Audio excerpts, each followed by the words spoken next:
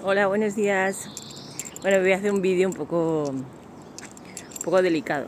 Sé que posiblemente me traiga algún disgusto, pero bueno, creo que es necesario. Tiene que ver con la relación que tenemos con los musulmanes en general aquí en España y todo esto que está pasando con los conflictos en los barrios, etcétera. Bueno, en fin, un poco preocupante, ¿no? En general, digamos que tenemos como dos grandes relatos imperando, ¿no? Uno que tiene que ver pues con mirar a los musulmanes con cierta condescendencia, ¿no? Como esa pobre gente que viene aquí, que solo quiere trabajar, etcétera, etcétera. Pero que después, bueno, ves que lo que individualmente está dispuesto a hacer cada uno por eso, pues tampoco es tanto, ¿no?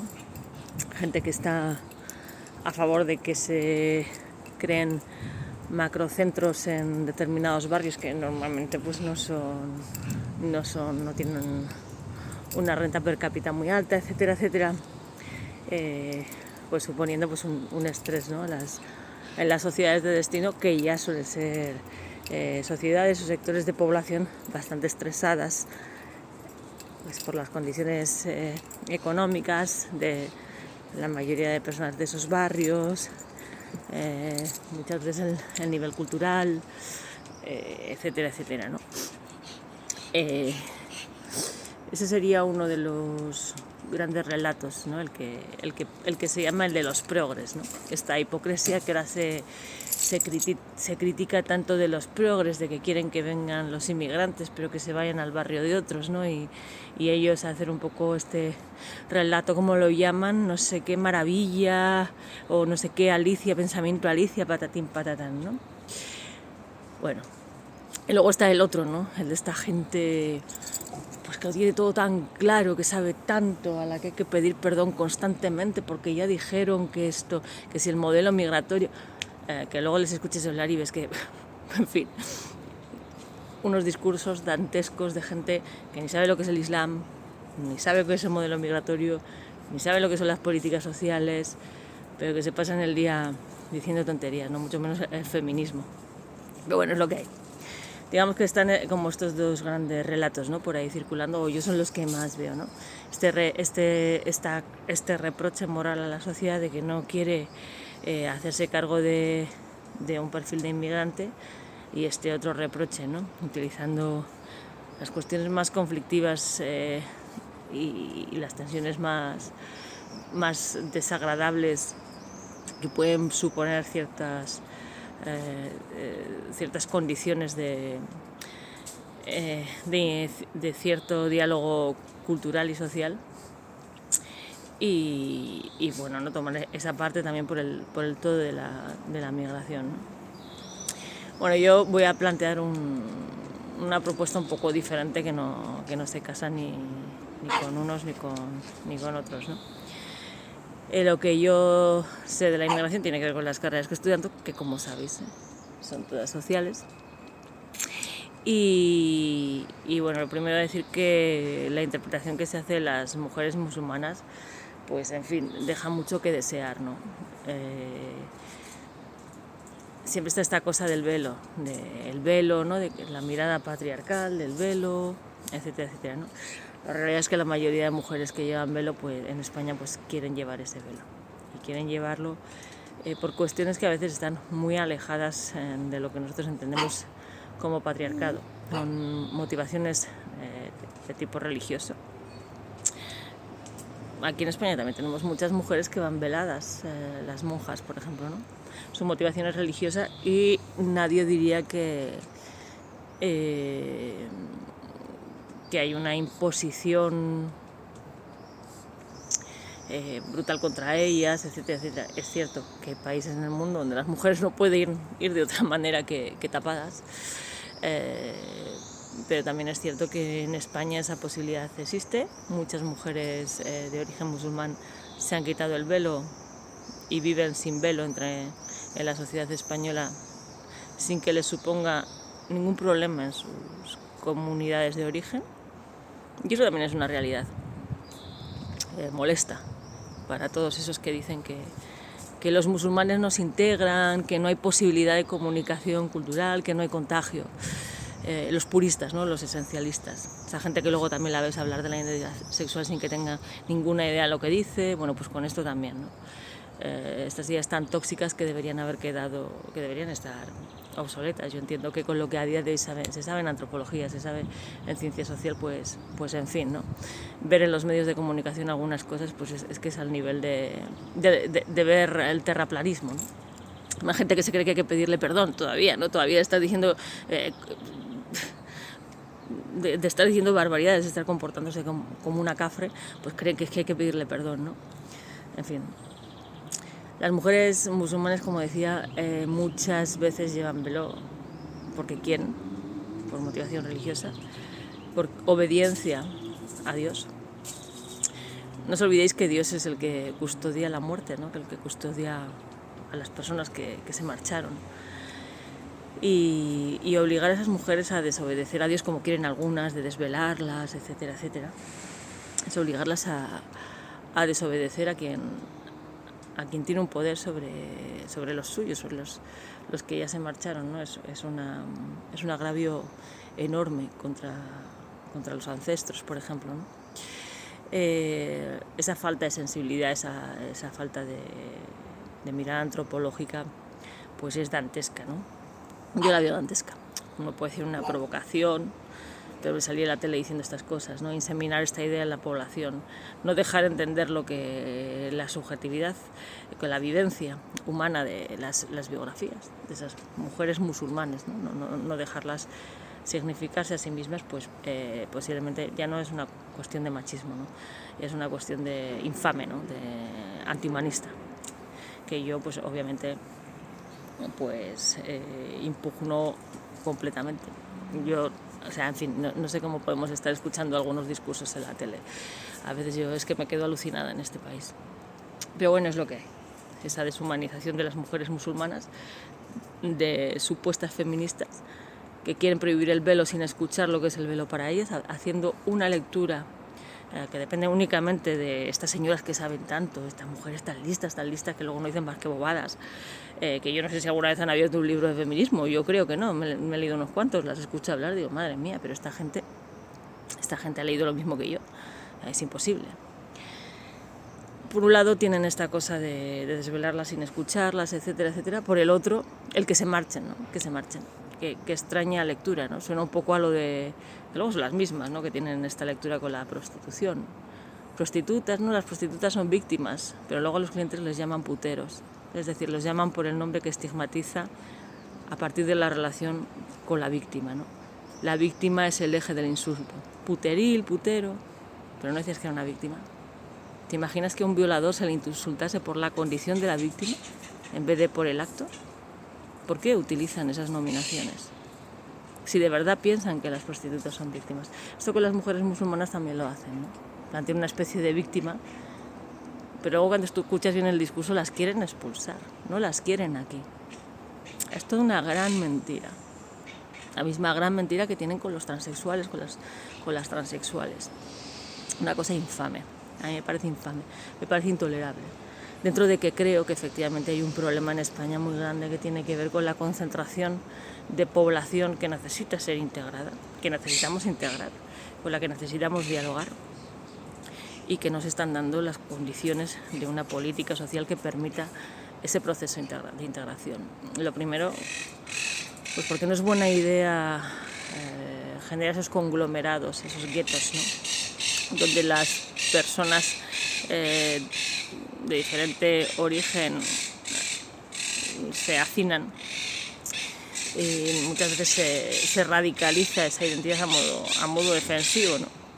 Es un mecanismo antropológico, etnocéntrico habitual que ocurre con cualquier sociedad a la que se le deslocaliza y se le pone en relación de una sociedad normativa, lo habitual es que exista, que haya cierta cuestión identitaria y cierto desprecio a la población de destino, ¿no? Que es un poco lo que yo creo que puede estar pasando con esto de los centros de MENA. Y detrás de los centros de MENA no solo está la cuestión del diálogo cultural, hay sobre todo una política social que tiene que ver con cómo se organiza el estado de bienestar en España, que ya he criticado en otros momentos.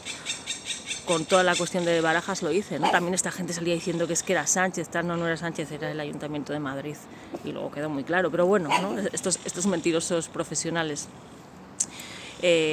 Pues con esto pasa lo mismo, ¿no? Te dicen que es que son los musulmanes, no, es que en España, además de un problema de diálogo cultural que existe, y es cierto que hay una diferencia cultural que tiene que limarse, que tiene que ajustarse, el diálogo tiene que establecerse, pues las políticas sociales que se implementan en este país pues no favorecen esa integración, ese diálogo intercultural. ¿Por qué? Por un lado por falta de recursos, pero no es solo la falta de recursos, es sobre todo el gran problema de este país, la corrupción. Que el estado de bienestar, nuestro estado de bienestar mediterráneo, que tiene un tercer sector, que funciona por concursos, etcétera, etcétera, ¿no? Bueno, ya hemos visto con la izquierda un poco cómo va lo de los concursos, que los negocios que se están haciendo de estos macrocentros de MENAs, ¿quiénes son las empresas? Porque estos no son públicos, no sé si lo sabéis. La mayoría son empresas, o sea, estaría bien saber quiénes son las entidades a las que, cuánto se paga por MENA y a qué entidades, ¿no? ¿Por qué no hay proyectos de otro índole? ¿Por qué no hay pisos que permitan, a lo mejor, ubicar pues a dos chavales muy poco conflictivos o muy tranquilos con uno que a lo mejor lleva peor ese proceso migratorio, está más desarraigado, está más desorientado? ¿Por qué se les hacina a todos juntos, ¿no? Permitiendo que al final terminen todos contagiándose por reacción? Porque la labor de los educadores sociales, de los trabajadores sociales, pues llega a lo que llega, porque hay una falta de recursos enorme, una falta de personal tremenda. Para lo único que va el dinero es para lo del macrocentro. ¿Quién se lleva ese dinero? Estamos en lo de siempre, y este es el gran problema, del que no se puede hablar. Y en esto hay gente de izquierdas y de derechas, políticos de izquierdas y de derechas. Luego el gran engaño a la sociedad, ¿no? Que es que si es que es el Islam, no, es que aquí hay un problema fundamental, que tiene que ver cómo está articulado este estado de bienestar, y toda la gente que hace las cosas de manera que pues pueda meter el pelotazo, ¿no? Este es el gran problema.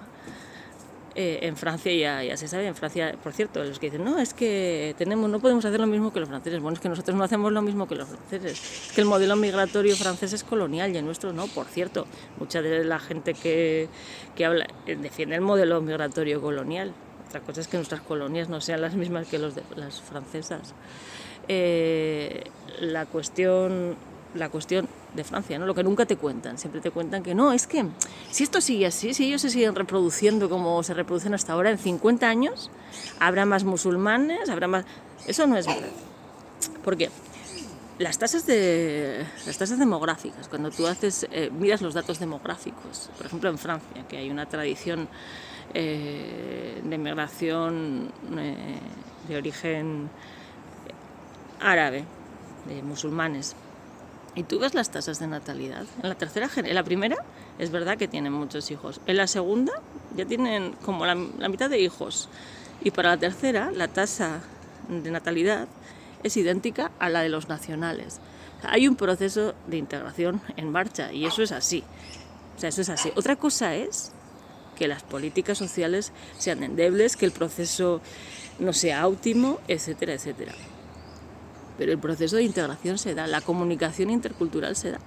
Y es cierto que hay colegios donde se pide que no se coma cerdo, ¿no? También esto que hemos visto hace poco de Alcampo, pero bueno, quiero decir, es que el hecho de que la gente vaya al campo a comprar, para mí eso ya es un signo de integración, ¿no? Están rechazando esos comercios de proximidad. Los comercios de proximidad, igual que ha pasado en España, no solo hay una cuestión de comercio de bienes, sino también hay una cuestión que tiene que ver efectivamente con la proximidad, con el arraigo a una localidad, etcétera, etcétera. Que eso obviamente ha sido deslocalizado y de alguna manera desplazado por grandes superficies que capturan toda esa actividad comercial, producen también escala, entonces permiten precios más económicos, entonces ha habido un desplazamiento, ¿no?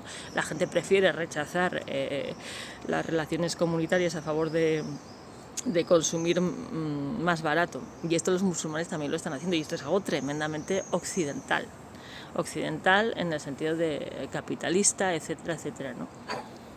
Y eso está ahí. Y al campo produce halal porque sabe que tiene un sector de población que es cliente de la carne halal. Y a mí eso, pues bueno, me parece respetable, como no podría ser de otra manera, ¿no? No entiendo cuál es el problema con la carne halal.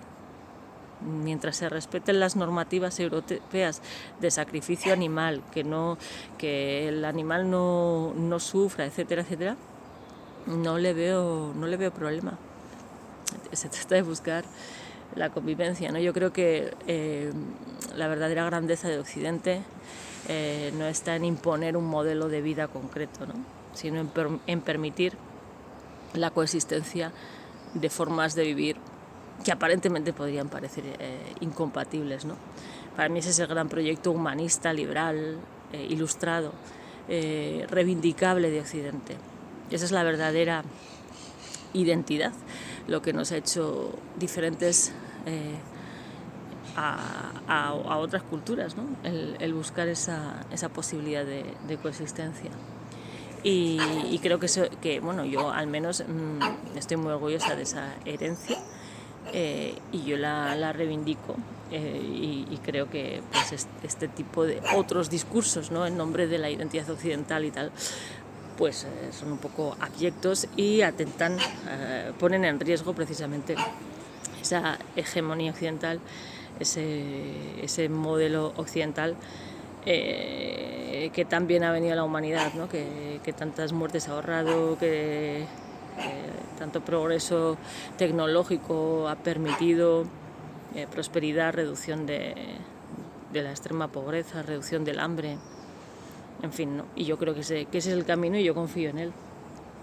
Entonces, bueno, quería plantearlo también, ¿no? Como pues otra manera de leer las cosas que no es exactamente la de los progres, ¿no? Porque yo no creo que los centros masivos de menas son buenos para nadie.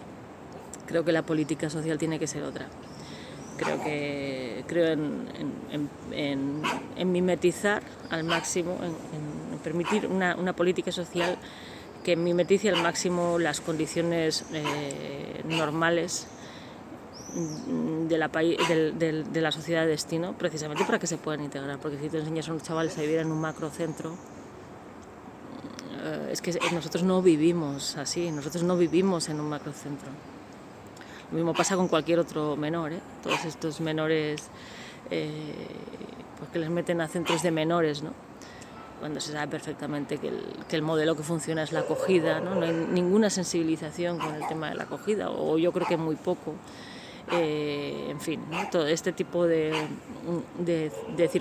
mala, yo creo que es una mala política social, y no por los profesionales de las ciencias sociales, bueno, algunos sí, ¿no? Pero en general creo que la mayoría de la gente que tiene un poco de vocación social sabe identificar el problema, sabe lo que está fallando en España. Y que yo creo que es el no apuntalar bien la crítica, el no explicar bien las cosas, lo que luego favorece que te salgan estas estridencias de gente que te dice que es que el Islam es incompatible. Bueno, por Dios, por favor, que aquí tenemos precisamente en España un pasado con presencia musulmana y una herencia de esa civilización desde, en fin. A mí que me gusta mucho la aromaterapia, pues es que todo viene de ellos, ¿no? sin más, solo quería compartir esto porque es que me hierve la sangre. Veo estas cosas por ahí, es que me pongo enferma. O sea, me pongo enferma. Entonces quería compartirlo. Sé que a alguno de mis seguidores no les sentará bien, pero bueno, creo que bueno, tenía que decirlo. Chao.